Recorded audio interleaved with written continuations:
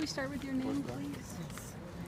Hello, my name is Sula Kutlamanis. I'm here to speak on behalf of Andrea's family.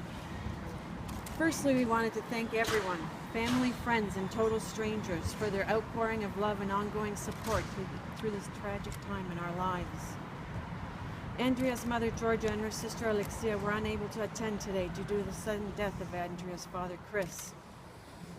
Chris died 2 weeks ago, on May 31st.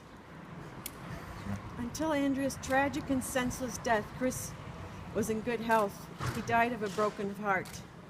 Chris was crushed by Andrea's death. Last month, in his victim impact statement, Chris told us that he felt his job was to keep his family safe and that he could not forgive himself for failing to do that. Chris said that he would never be able to come to terms with Andrea's death and that he would forever wonder how life would have otherwise been. For Chris, every day was a struggle, both physically and emotionally. All of us who were in the courtroom that day and heard Chris's heartbreaking words are now haunted by them even more. We realized that Chris, despite his valiant efforts to carry on, remained overwhelmed, and he too fell victim to the tragic events of last October when Andrea was killed by a drunk driver. Today's sentencing does not make things any easier for our family. It does not bring any sense of closure for my sister, for my niece, or any of us. The horror does not end.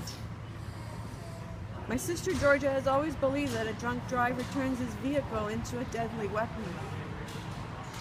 Sentencing should reflect that.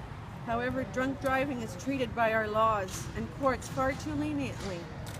In our opinion, and with greatest respect to her honor, no sentence handed down today could be fair or just, so long as the penalty does not match the crime.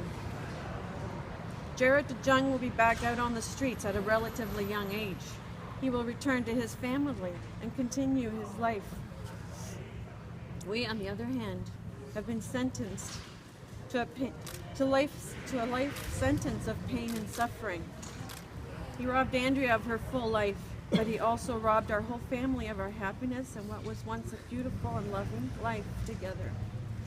We will never be able to return to any sense of normalcy because of his reckless, senseless, and selfish actions and decisions that he made on that fateful day.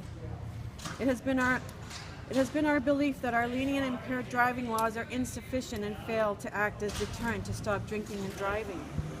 Unfortunately, our family has now experienced this firsthand, and we are living with the consequences.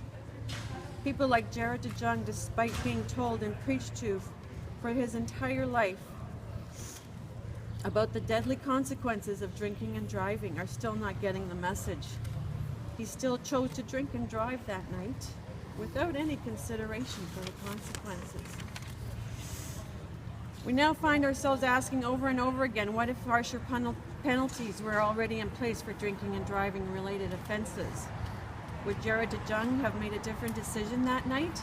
Would Andrea still be alive today? Would Chris?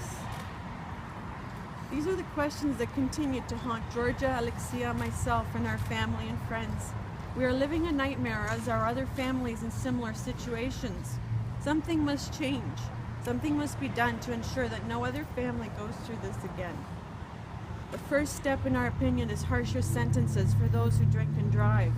What is it going to take for our politicians and lawmakers to actually give the courts the power to impose stiffer and more appropriate sentences? Case law and precedent are simply not enough. If they were, people would stop drinking and driving. If they were, then we wouldn't be standing here today. Enough is enough. We know that many share these beliefs and opinions. Since Andrea's death, people have reached out to Georgia, Alexia, and the whole family from all walks of life and from all corners of the world. They have each been touched personally by this tragedy. Their notes of concern and condolence have echoed our own thoughts about sentencing and are outraged at how light these sentences are.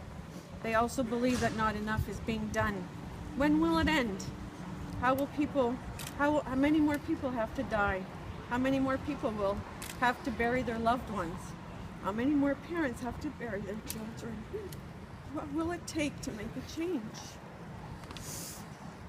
We challenge our politicians to step up and change our laws so they finally reflect what so many people have told us, that current laws are not doing enough to stop this epidemic.